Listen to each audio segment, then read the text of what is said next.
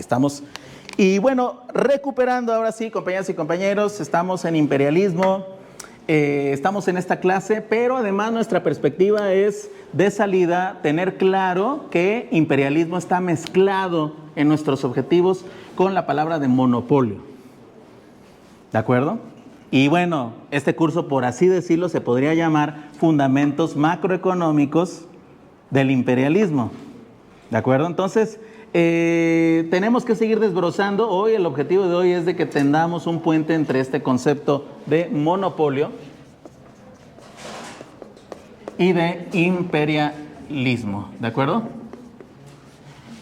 ¿Cuál es la conectividad? Esto lo voy a borrar ya.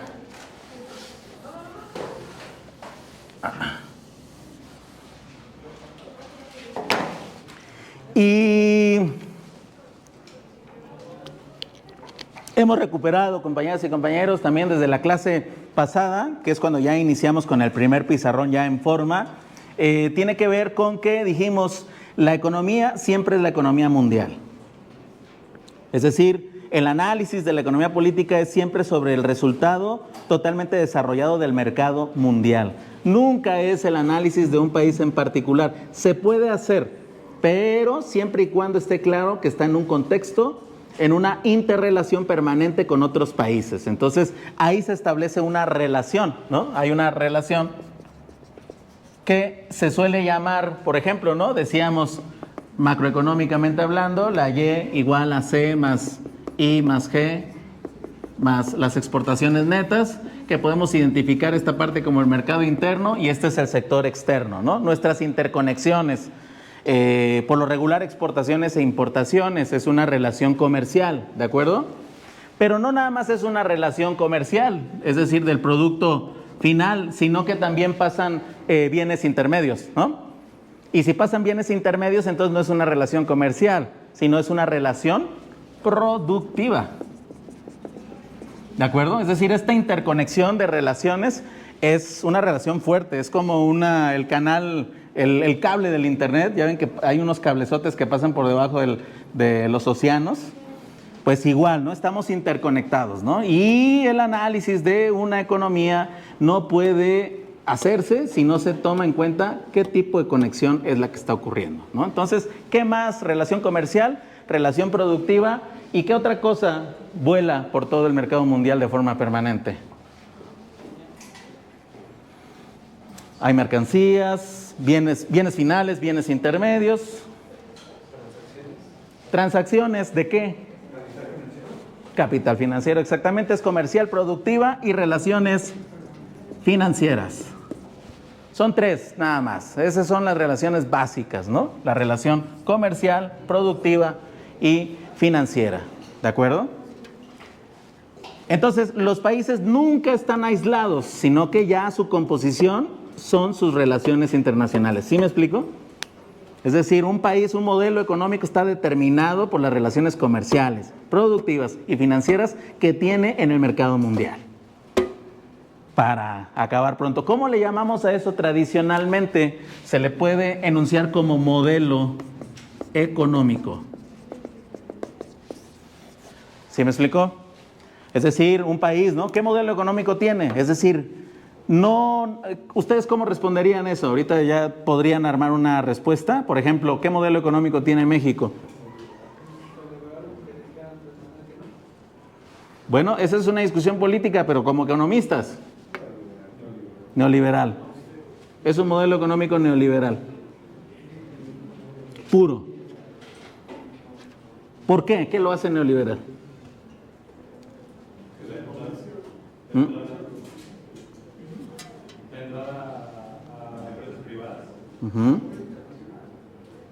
La entrada de empresas privadas. ¿Perdón?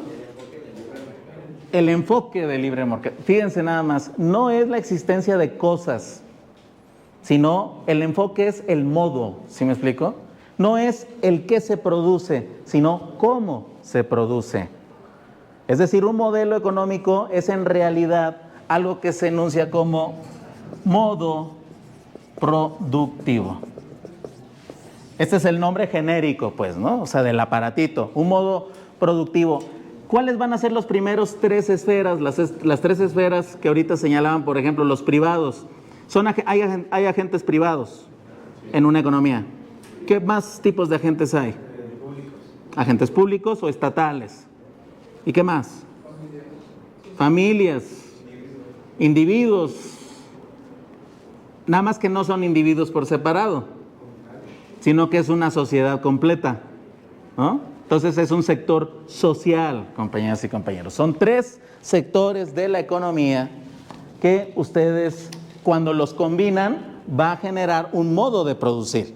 A eso nos referimos con el modelo, y esas combinaciones son tres elementos: el sector estatal, el sector privado y el sector social.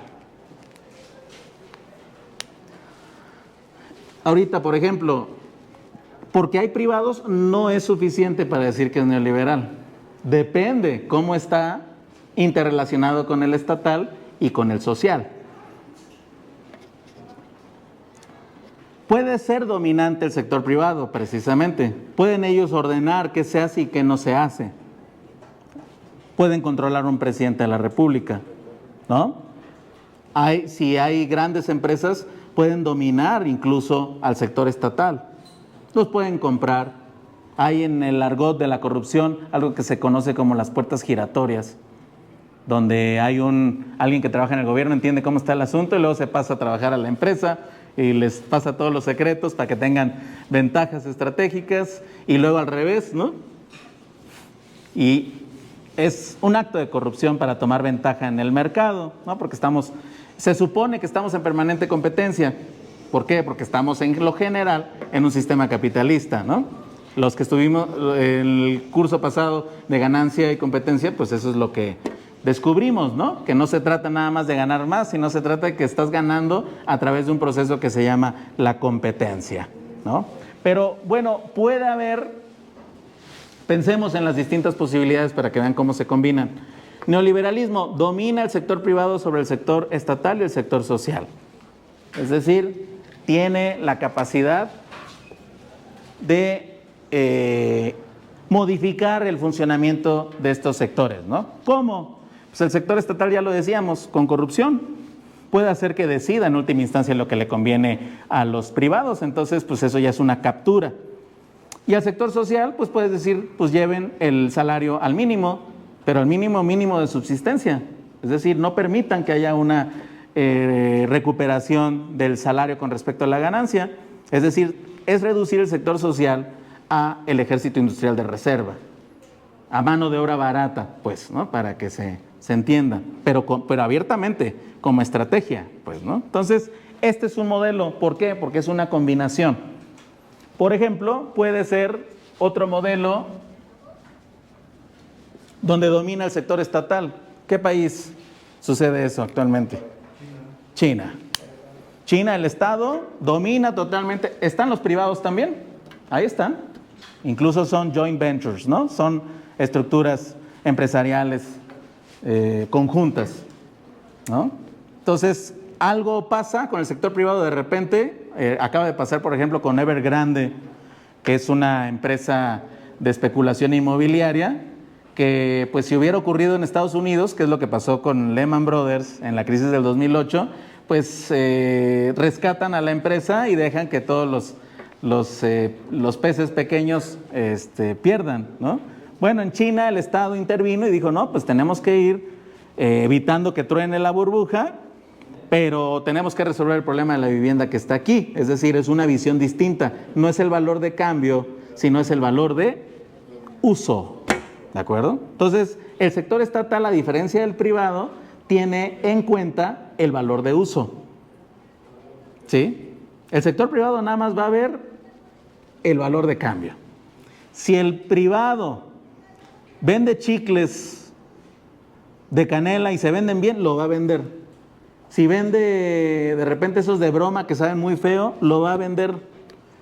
Si tiene que embotellar algo que sabe que va a hacer daño, como azúcares y todo esto, lo va a vender. Es decir, la ética del mercado está totalmente plantada en el valor de cambio, por lo tanto no hay ética social. Eso es a lo que voy, ¿no? Entonces, El sector estatal, cuando domina, controla más elementos del desarrollo colectivo. ¿Qué pasa cuando domina el sector estatal con el sector privado? ¿Cómo lo puede beneficiar? ¿O se beneficia o no? ¿O qué pasa? ¿Perdón? Sector estatal con el sector social. Perdón, my mistake. Es que ahorita estábamos hablando de esa primera relación con el privado, ¿no? Si quieren terminamos nada más de enunciarlo, ¿no? Sector estatal con el privado lo domina. Es decir, le impone la planificación general, no la planificación particular. Puede de repente decir, puede incluso hasta llevar medidas antimonopólicas, ¿no? ¿Saben qué? A ver, los de ahí divídanse, ¿no? Porque juntos tienen un poder que distorsionan el mercado.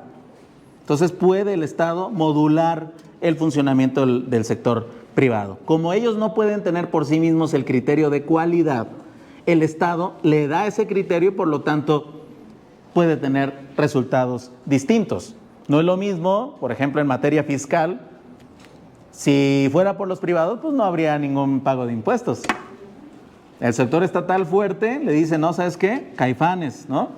¿Por qué? Pues porque estás haciendo tu ganancia no nada más con tu propia voluntad, sino estás utilizando la infraestructura, los caminos, la electricidad, es decir, estás haciendo un usufructo público de la infraestructura, pues mínimo tienes que pagar impuestos, ¿no? Para seguir contribuyendo a esa expansión. ¿Sí me explico? Es la relación sector estatal, sector privado. Cambia cuando uno es dominante o el otro. Ahora, pensemos en qué pasa con el sector social. ¿A quién entiendas el sector social? Por la base y el pueblo trabajador.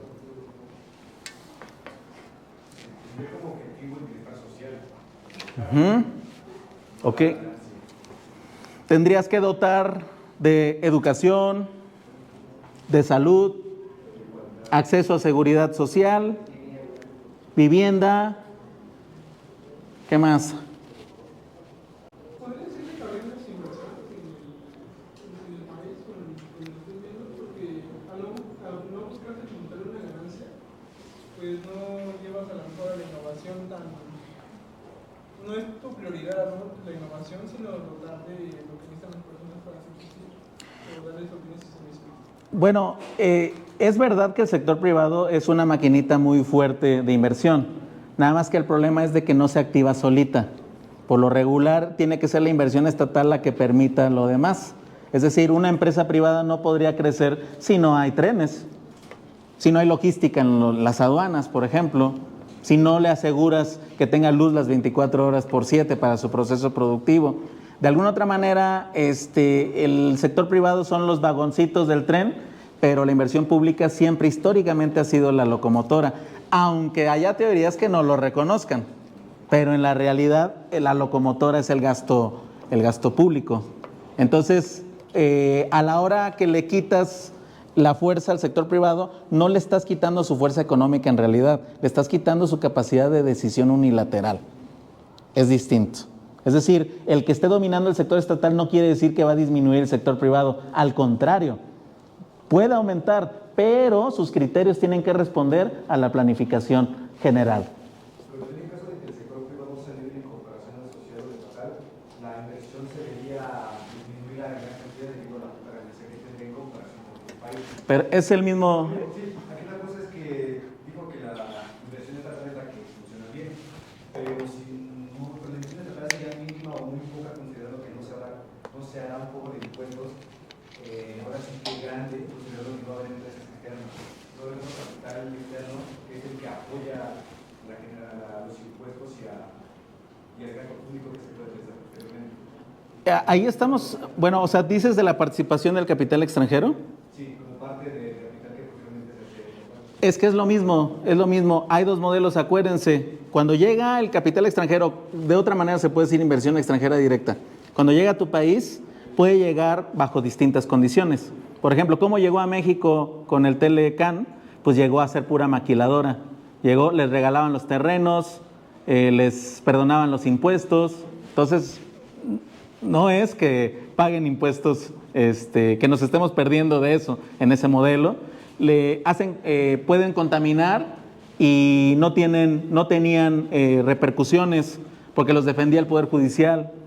Es decir, en la realidad, el abuso del sector privado no tenía ningún beneficio para ni el sector estatal ni el sector social. Por eso cuando inicias tu participación dices, ¿no se supone que? Pues sí, se supone que eso tendría que hacerse, pero en la realidad eso nunca ocurrió. El sector estatal puede moverse distinto, como ahorita decíamos con China. Si tú vas a China, imagínense que nos ganamos la superlotería y ponemos una multinacional aquí, todos accionistas. Pues cuando vayamos a China, pues no vamos a llegar y le vamos a decir al gobierno chino lo que nosotros vamos a hacer. Va a decir el gobierno chino, wow, ¿no? Espérame, ¿no? A ver, ¿dónde te vas a poner? Acá. ¿qué vas a producir? No, pues necesito que te pongas acá, porque acá no están esos recursos. Es decir, el que ordena es el Estado. Pero ¿para qué ordena? No nada más para tener el poder, sino que a la hora que tú ordenas la producción en tu territorio, vas a generar una productividad mayor en tu mercado interno. Vas a elevar tus condiciones y tus posibilidades. Insisto, no es lo mismo una región sin tren que con tren. Imagínense, sin tren, pues produces, pero ¿cómo lo saco al mercado? Con tren, pues tienes esa posibilidad para aprovechar, por ejemplo, el mercado estadounidense. Es decir, la infraestructura es un asunto clave y cualitativo. Entonces, no pensemos en la fuente de la inversión, ese es el problema, por eso pareciera que es contrario entre uno y otro. De hecho, el criterio del neoliberalismo fue precisamente que el Estado se tenía que reducir al mínimo para que los privados invirtieran, pero eso fue un mito, compañeras y compañeros.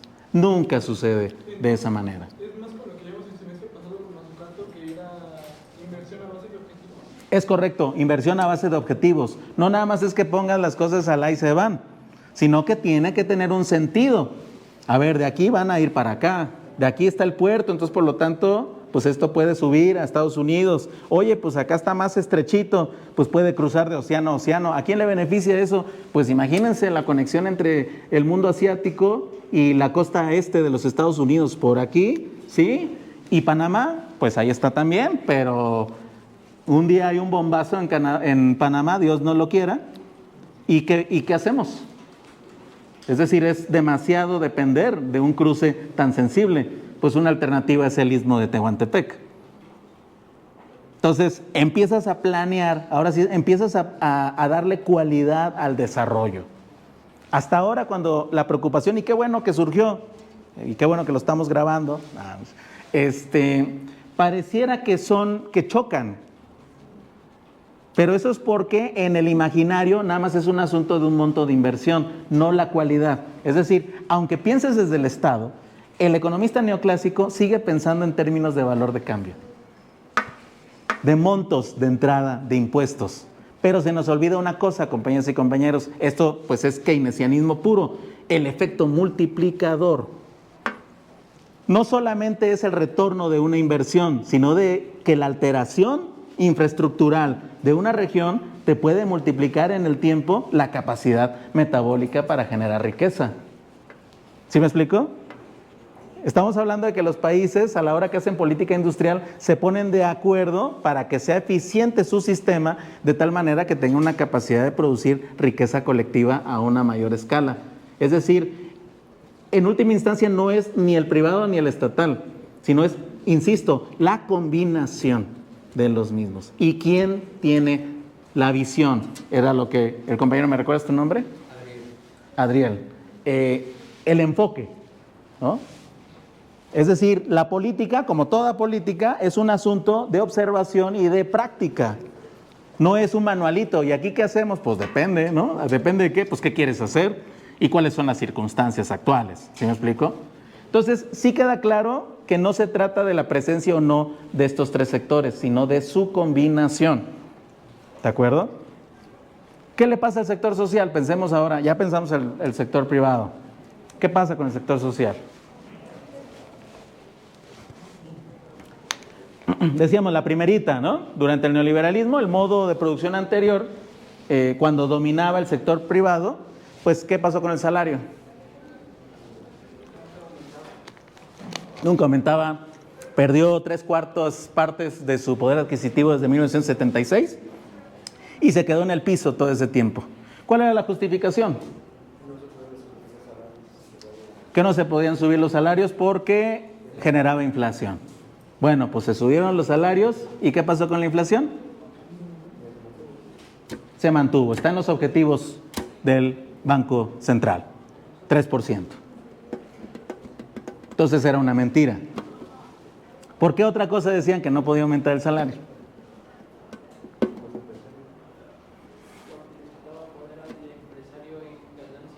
Bueno, no se los decían abiertamente, ¿no?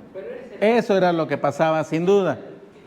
Sí, o sea, claro, pues porque ustedes saben, como buenos economistas que habrán de ser, que, y además desde la visión de la economía política, que la ganancia y el salario es un juego de suma cero, ¿no? Lo que gana uno lo pierde el otro. Entonces, salarios bajos, hay una elevación de ganancia. Salario alto, hay una disminución. De hecho, siempre cuando vemos el comportamiento en los países del componente de factor capital y factor trabajo, en el mundo anda más o menos en 60-40. 60 para el capital y 40 para el trabajo. De remuneración, pues de retorno. Bueno, pues en México estamos 70-30. O sea, ¿qué quiere decir? Que estamos en un proceso de mayor explotación. Por eso había todo un rango de recuperación sin problemas. Por eso, ahorita, del 2018 a la fecha, ¿cuánto ha aumentado el salario mínimo? Ya descontando la inflación. En porcentaje.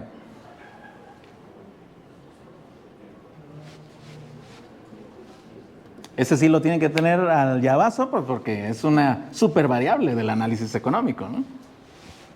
¿Cuánto aumentó el 135 te sale? ¿En qué fuente? En ChatGPT.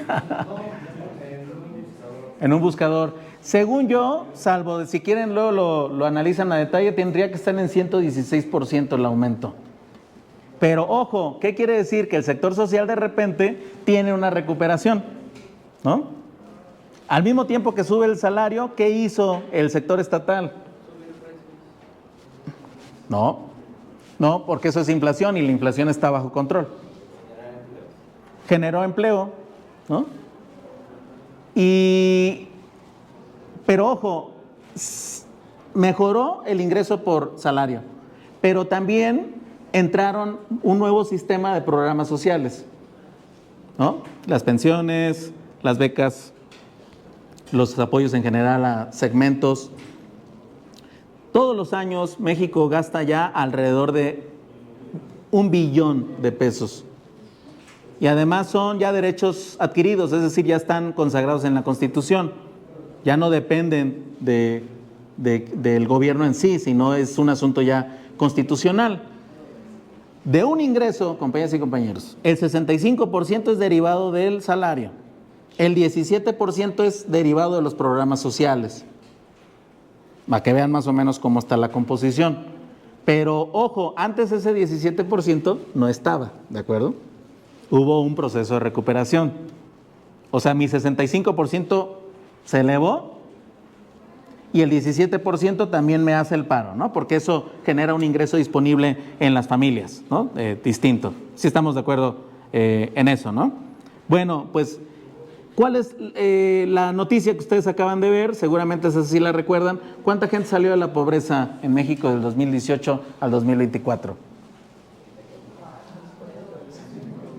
A ver, por línea de ingresos, la tradicional. No, la pobreza multidimensional y la pobreza extrema. 13.4 millones salieron en materia de pobreza multidimensional. Si lo medimos por línea de ingreso, fueron 15.8 millones. Y de pobreza extrema salieron 1.7 millones. Ese es el resultado ya. Al sector social le fue distinto, de acuerdo en sus resultados, ¿no? Es decir, de forma histórica nos encontramos en un porcentaje con respecto al PIB de pobreza, el más bajo históricamente hablando, 29.6%.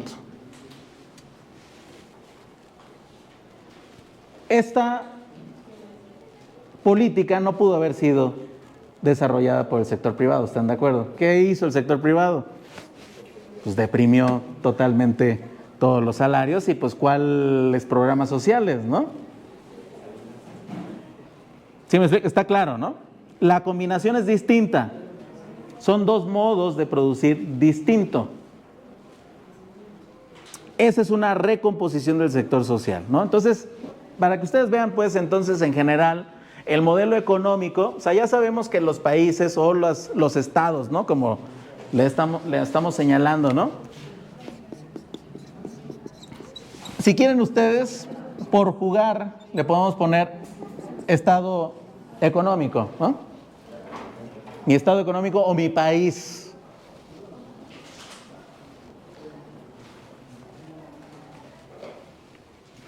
Cada estado económico presenta una combinación de estos elementos, ¿cierto? De nuestra función de demanda.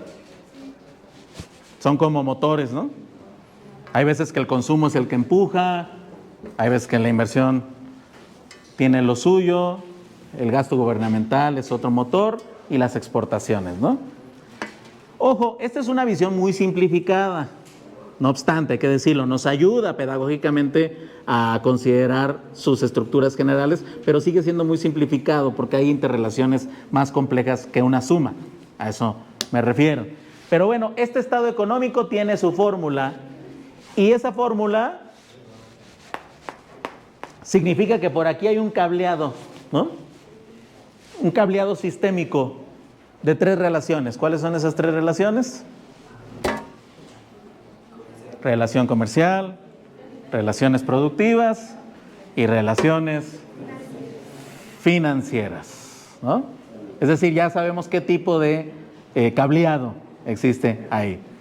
Y al final también lo que lo va a terminar de constituir es el metabolismo estructural de 3 grandes sectores de la economía. Sector estatal, el sector privado y el sector social.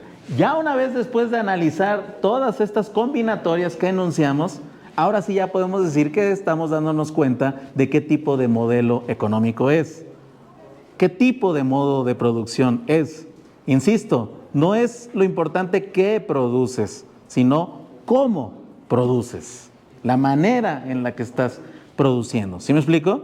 Entonces, cada estado económico es un resultado, es una síntesis de todos estos elementos que estamos mencionando. ¿Queda claro hasta ahí, compañeros y compañeras? Esta es una parte esencial porque acuérdense que estamos aquí analizando, ¿se acuerdan la vez pasada que utilizamos este sistemita? Estado hegemónico, estado, ¿cuál era otro?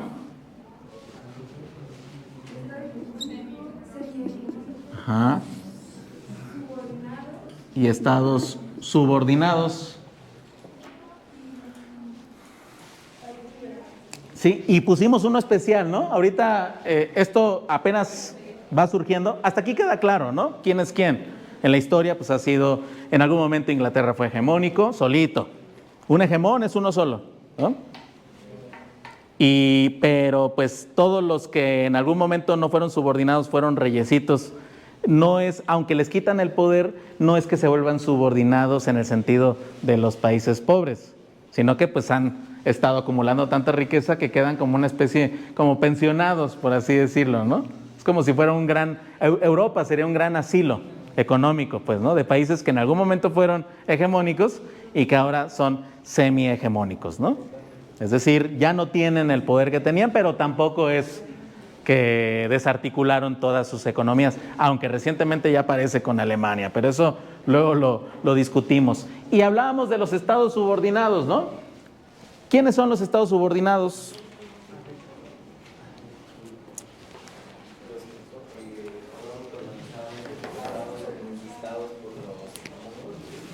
De acuerdísimo, es correcto. Países que tienen una historia de haber sido colonias. ¿Qué significa el colonialismo? Es duro porque es una invasión. Pero, o sea, la masacre por supuesto, o sea, eso de cajón. Pero acuérdense que lo más fuerte es no nada más la agresión de la masacre original para someter, sino que de repente se empieza a crear un sistema económico que se nutre de esa relación de dominio. ¿Sí me explico? O sea, toda una economía extractiva en México. Imagínense, no sé si han ido a Guanajuato, a Hidalgo, las minas, ¿no? Pues ¿quiénes creen que estaban allá buscando carbón? ¿Los dueños de la industria? Pues él y la trabajadora, ¿no? Y eso le afectó durísimo a los países. Imagínense, o sea, no te dejan crear una estructura productiva propia. Te imponen, ¿no? Entonces está todavía peor, porque no nada más es sector privado, sino es el sector privado externo. Es decir, no es lo mismo el sector privado de un país subordinado que el sector privado de un país semi-hegemónico y mucho menos de uno hegemónico. ¿Sí me explico? Es decir, es otra multidimensionalidad que estamos agregando aquí al proceso. Decíamos, el modelo económico, el modo productivo o el estado económico.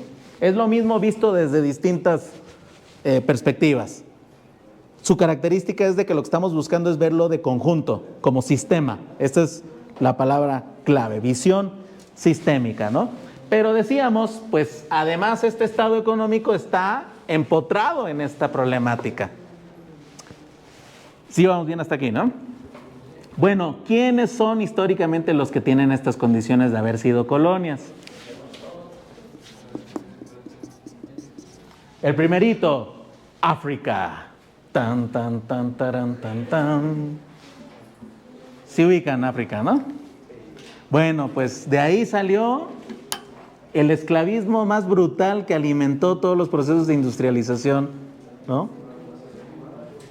Se metieron a saquear todos los recursos los belgas, los franceses, los holandeses, los ingleses, ¿no? Es decir, años y años, ¿no? Generando esta destrucción sistemática. África. ¿Quién más?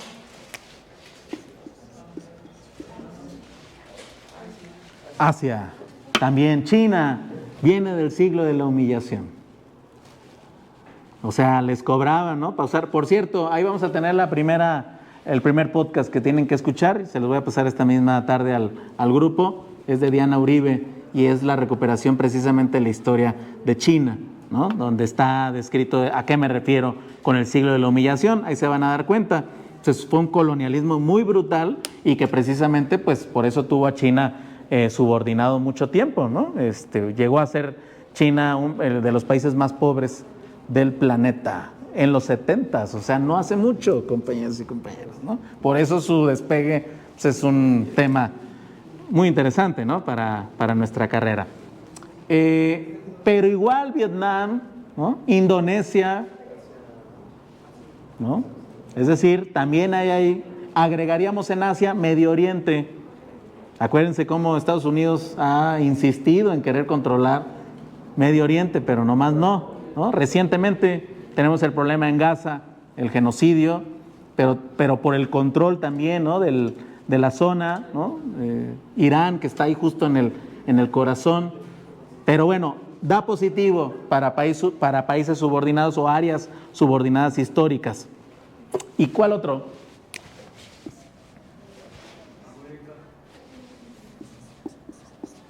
América Latina y Caribe. Nosotros también tenemos una historia, pues, eso sí, la tenemos que conocer. ¿Cómo se llama el modelo? Por ejemplo, en México, no sé si sabían cómo se llamaba esos 300 años que estuvieron los españoles aquí haciendo economía. ¿No? No tienen un nombre para... Sí, porque no vinieron nada más a saquear así. Saquear implica un modo productivo.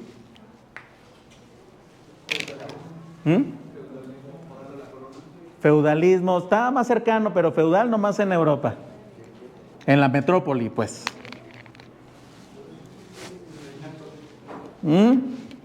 Es su forma política, el virreinato, zonas de la corona, ¿es correcto? Ya se van acercando.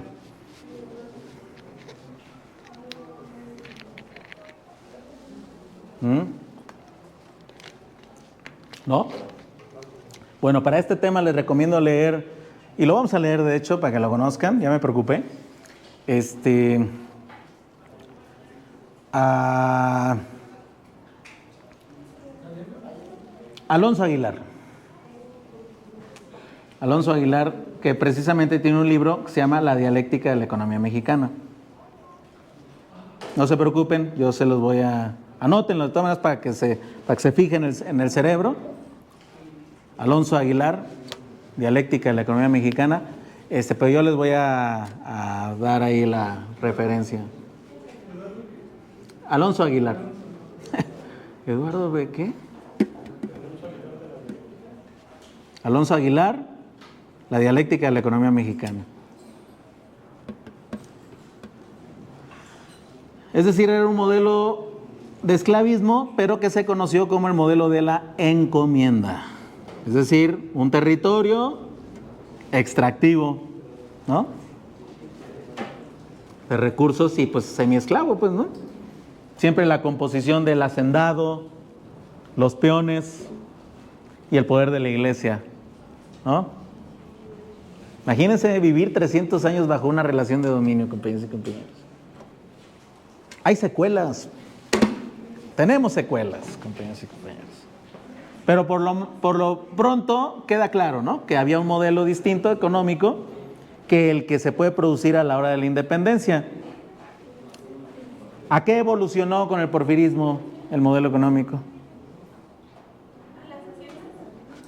Se fortalecieron las haciendas, además hubo una protoindustrialización para poder extraer a nivel más fuerte recursos naturales, ¿no? El Enequén, por ejemplo.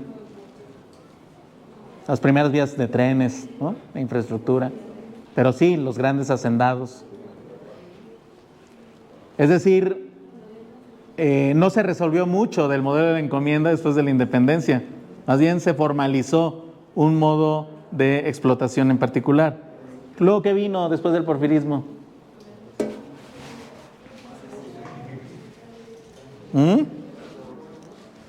A ver, para que empecemos a recordar nuestra historia. ¿Qué pasó?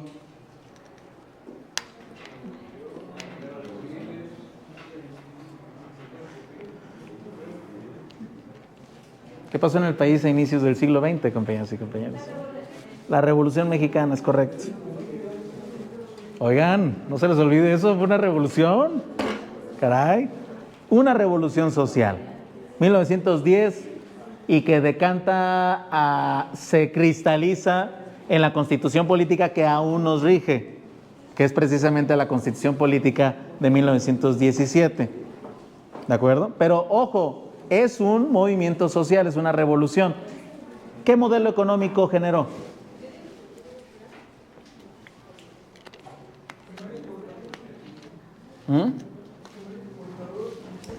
Primario exportador. Primario exportador era ya en el porfirismo. ¿Qué hizo Lázaro Cárdenas? Bueno, recuperó soberanía energética. ¿Para qué quieres la energía? Para desplegar la industria. Pero tienes que arreglar además el campo, es decir, una reforma agraria, ¿no? Entonces pones las bases de lo que fue eventualmente a partir de 1939 lo que se conoció como el milagro mexicano. De 1939 a 1970 el país creció a una tasa promedio de 6%, nada más y nada menos que 6%, con picos de hasta 11% en algunos trimestres. Entonces el modelo económico ya es muy distinto del de encomienda que el de primario exportador. Intentó lo que también se le enuncia como desarrollo estabilizador. Es decir, México se industrializó. Fue su primer intento de industrialización hasta 1970. Ya nomás ya estamos acá de este lado.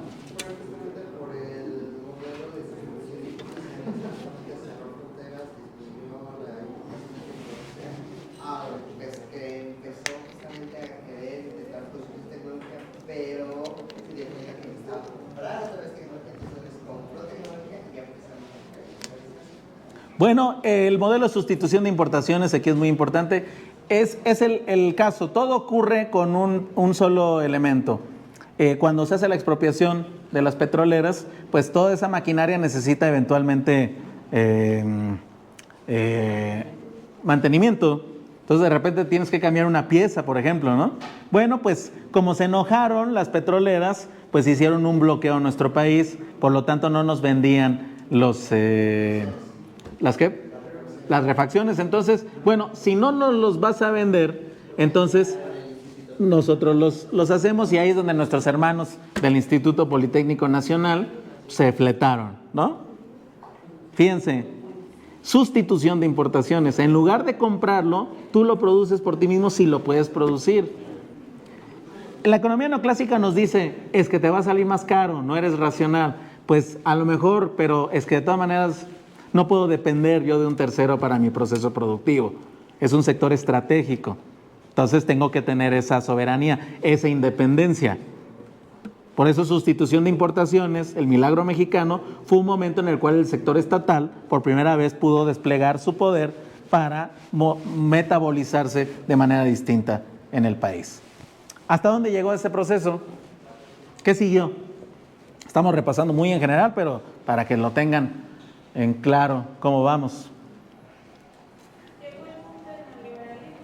Llegó el boom del neoliberalismo. En Estados Unidos tiene que ver con el momento en el cual el dólar se convierte en la moneda global, el patrón dólar. Y acá en México nos llegó particularmente en 1982 con Miguel de la Madrid, ¿no? Es decir, pues privatización, es decir, un retorno del poder del Estado hacia los sectores privados. Y todo lo que ya hablábamos, ¿no? Una reducción sistemática del ingreso de los trabajadores. El neoliberalismo, ¿no? Y precisamente pues duró pues 40 años más o menos. Ahorita todavía hay inercias, por supuesto, pero acuérdense, el asunto es el modo de producir. La política que decides es lo que constituye el modelo. Es decir, aunque haya materialmente elementos que todavía se comparten derivados del modelo anterior, el que ya hayas tomado una ruta distinta ya hace las cosas de otra manera. Es otro criterio, otro enfoque, precisamente, ¿no? Y ese enfoque, pues ese es, así lo estamos discutiendo. Pero ojo, todo esto que estamos revisando, simplemente para decir cómo como México hay un montón de países en América Latina y Caribe, en Asia y en África que tuvieron problemas muy similares que nosotros. Se dieron cuenta que el paraíso idílico de la competencia perfecta no existe, que por lo regular en realidad está basado en la competencia imperfecta. ¿Cuál es esa? Si se acuerdan, eso sí lo tienen clarísimo, ¿no? ¿Cuáles son los 3 niveles? Exactamente, ¿no? Y por supuesto competencia perfecta. ¿Qué significa? Competencia perfecta es que ningún agente en lo particular tiene la capacidad para determinar el precio.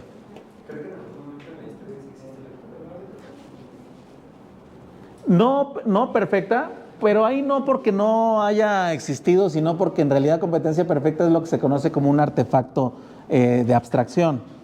Es decir, lo más parecido que es correspondiente al concepto de competencia perfecta fue más o menos en el boom de la revolución industrial. Porque como estaban haciendo todos, nadie todavía tenía el control, entonces había más o menos una competencia espontánea. Solo en ciertos países en el contexto de la revolución industrial de partida. ¿Sí me explico? Pero rápidamente, que es lo que vamos a estudiar aquí cuando hablamos de monopolios, precisamente, que cuando empiezan a crecer los procesos, se deja atrás eso, porque lo que empezamos a ver es que las empresas se empiezan a constituir en grupos, ¿no? Y esos grupos cada vez son más grupos de empresas, ¿no? Por ejemplo, las juntas, estas directivas, ¿no? Corporativas, pues pueden ser de un montón de empresas juntas, pues, ¿no? Es decir, va a venir el boom de las sociedades por acciones. Ahí es donde más o menos podría haber un referente, pero inmediatamente la naturaleza de la competencia capitalista es de corte oligopólica, ¿no?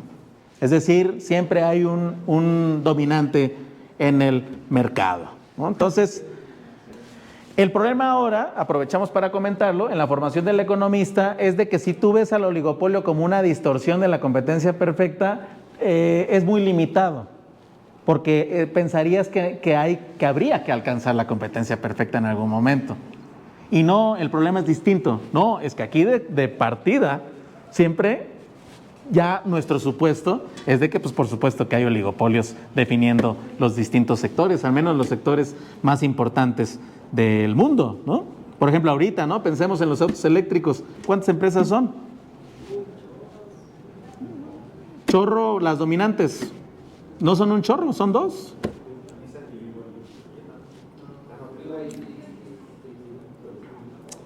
BYD y Tesla. O sea, me refiero a cuando una industria está como puntero tecnológico.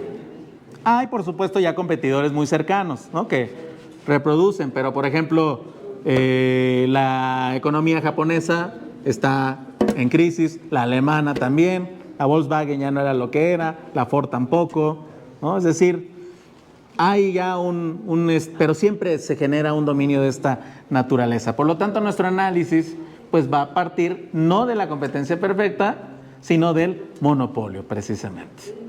Es decir, el imperialismo va a ser la narrativa, el desarrollo de la vida de los monopolios en competencia. O mejor dicho, en supercompetencia. Porque un monopolio en un sector es la anulación de la competencia precisamente. ¿Sí me explico? Pero cuando se enfrenta a otro grandotote, a otro monopolio, ese choque entre monopolios, a eso nos referimos con imperialismo, desde la visión macroeconómica. ¿Sí me explico? Entonces, bueno, eso en general tenemos tres elementos ya, pues, ¿no? Es decir, los países van a ser distintos, no es lo mismo Europa como semi-hegemónico, compañeros acá. Pero decíamos, ahorita el problema o la hipótesis es de que el Estado hegemónico, que era Estados Unidos, ya no lo es. Y entonces, ¿qué hacemos con este esquema? Sería un esquema superado, pero ¿cómo es el nuevo entonces? Porque agregábamos la vez pasada, de forma provisional, este otro nivel. ¿Cómo le pusimos? Estados en proceso de liberación o libres. ¿Cuáles son esos? Pues los que solían ser subordinados son los que han salido de este cinturón de experiencias coloniales y que ahora ya no están más subordinados, al contrario, tienen un poder equivalente a lo que otrora era el hegemón. ¿Cuál es el mejor ejemplo de esto?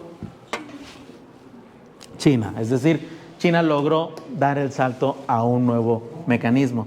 No puede ser semi-hegemónico porque fue colonizado, ¿sí me explico? No tienes esas características de referencia.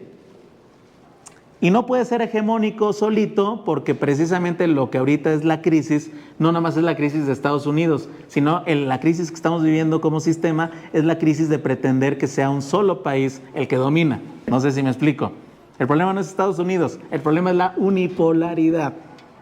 Y esa es la que se está disolviendo. Entonces no puedo ir para acá, sino que voy a evolucionar a esta otra dimensión. ¿Sí vamos hasta aquí? ¿Sí me siguen? Ya son otro tipo de países que están teniendo otras perspectivas. ¿Qué otros países vienen por ahí? Van compitiendo. ¿Ah?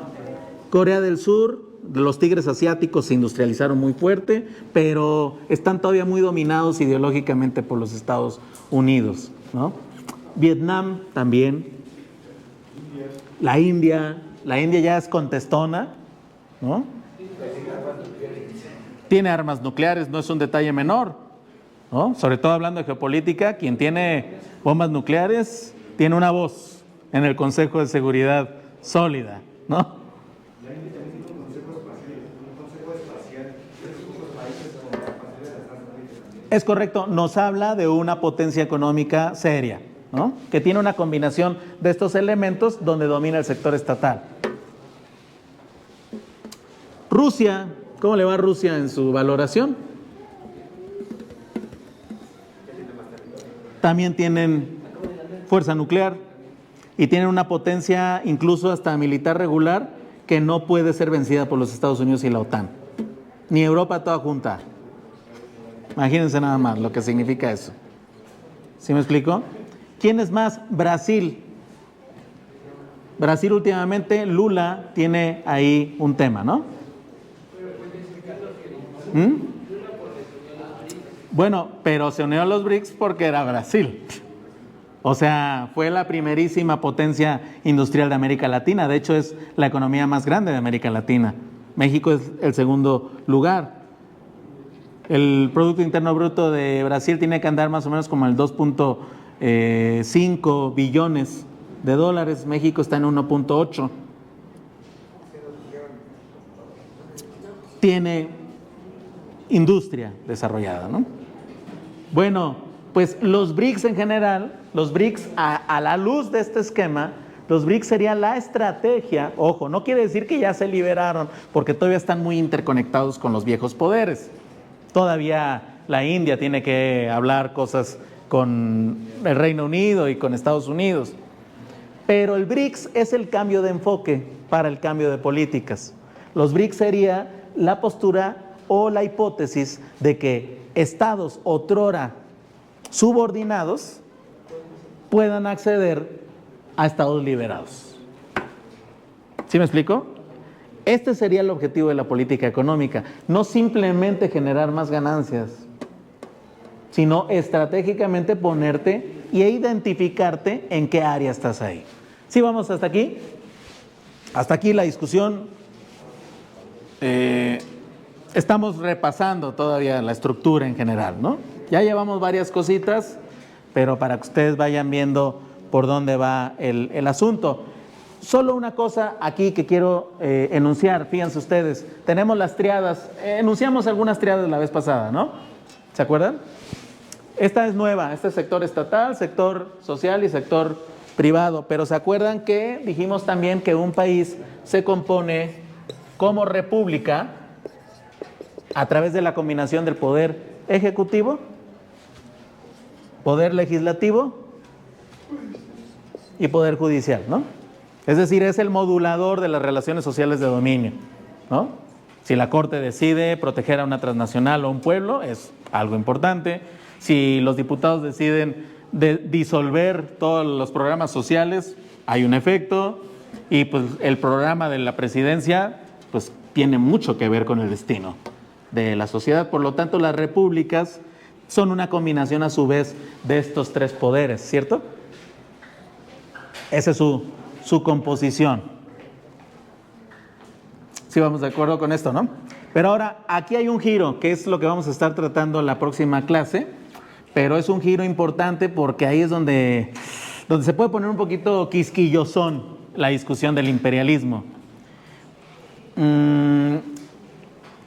Recordar que cuando estamos hablando de poderes, estamos hablando de poder político, ¿no? Cuando estamos hablando de sectores, estamos hablando de poder económico, ¿sí? Pero no es todo esto el cuento, o hay una variable que nos falta analizar en todo esto, porque para que se dé una combinación de legislativo determinada, que depende de la votación, para que se dé ahora una poder judicial también distinto, que ahora ya también en México depende de la votación, y no se diga el poder ejecutivo, necesitas que el pueblo tome la decisión, la visión política. ¿Sí me explico? Es decir, en todo este cuento, un elemento que vamos a rescatar aquí es la dimensión subjetiva, compañeras y compañeros. La subjetividad que produce un tipo de resultado. Tenemos nosotros tres subjetividades con las que trabajamos comúnmente en nuestra estructura cotidiana. La primerísima, mi historia personal, ¿no? ¿Quién soy? ¿De qué familia vengo? ¿De qué experiencias vengo? Si vivo en la ciudad, si vivo en el campo, si he sido obrero, si no he sido obrero, he sido estudiante. ¿Sí me explico? Es decir, o ambas, ¿no? La subjetividad primaria es esa, mi experiencia inmediata, ¿De acuerdo? Pero ojo, al mismo tiempo tenemos una concepción de cómo es nuestro país, de nuestra historia como sociedad, ¿no? Como ahorita repasábamos, un poquito flojito, pero todo el mundo más o menos ubicó pues la revolución, el porfiriato, la independencia, la reforma, ¿no? Y la llegada, la invasión de los españoles. Es decir, tenemos simultáneamente a nuestra experiencia personal, tenemos nuestra experiencia en tanto nación. ¿De acuerdo? Ese es S2. S1 es personal. S2 es la nación. Somos una colectividad, somos una sociedad en particular, pues, ¿no? O sea, con los holandeses podemos compartir a lo mejor la afición por el queso, pero no nos va a entender un meme quizá, ¿no? Que exprese una situación en un rancho mexicano, por ejemplo, ¿no? Así como ese de que si no te regalaron un gallo de niño que después mataron para hacerlo caldo, no tuviste infancia, ¿no? O sea, las sociedades vamos haciendo una cultura enriquecida, nuestra propia experiencia como colectividad. ¿Sí me explico? Esa es la S2, compañeras y compañeros. S3, ¿qué creen que sería la S3? ¿Qué más de forma simultánea? ¿Perdón? Exactamente, pero más que, o sea, sí a nivel mundial, por supuesto, porque resulta que somos la misma especie, ¿no? Aunque los holandeses no canten la chona, pues hay una historia que nos relaciona con los holandeses en última instancia. Fueron hegemónicos en algún momento, aunque a lo mejor no directo, pero sus acciones compitiendo contra la corona española nos terminaron afectando de alguna manera. Es decir, tenemos una conciencia de especie. Ese es S3. Esta idea se la debemos a la doctora Carolina Hernández de la UAM Iztapalapa, ¿no? Discutiendo esto, así lo sintetiza. Sí, conciencia de especie. Es decir, pues, por ejemplo, pensemos, ¿no? O sea, ahorita, si vamos a China, pues ubicamos, ¿no? ¿Qué es el VPN? Pagar con celulares. Más o menos, pues, si hay una discusión política por ahí, pues, oye, ¿cómo ves a Trump? ¿No? Sería un referente en común. Estamos viviendo un desarrollo tecnológico que podemos coincidir, pero no así con una sociedad. Imagínense que viajamos el tiempo al siglo XII. Nos costaría más trabajo entender qué está pasando, ¿no? ¿Cómo le explicas a alguien del siglo XII un sticker, ¿no? ¿Qué es un sticker? Le tendrías que explicar la cuestión estética, pero también la cuestión de que hay satélites, ¿no? Y decir, ¿cómo? ¿Y cómo llegaron a ser los satélites? Pues mueras que hubo una guerra. Sí, ¿no? Van a decir, no, sí, pero por loco, ¿no? Oye, a ver, ¿qué onda, no? Es decir, hay un momento en el cual tenemos una conciencia de especie viviendo el mismo tiempo histórico. A eso es lo que nos referimos, pero sobre todo que sí es importante recordar que tiempo y espacio, de hecho, es la misma dimensión para los físicos, y que por supuesto esta conciencia tiene que ver o se metaboliza en nuestra percepción del mundo. Por lo tanto, sí, es correcto, también es mundial, le ponemos aquí. Entonces, ya se imaginarán que también el metabolismo político tiene que ver con el metabolismo subjetivo. Por lo tanto, nuestra conciencia personal, nacional y mundial se va a metabolizar de tal manera que va a producir una característica cultural en los modelos económicos. Eso es lo que vamos a seguir discutiendo la próxima clase. Muchísimas gracias y nos vemos.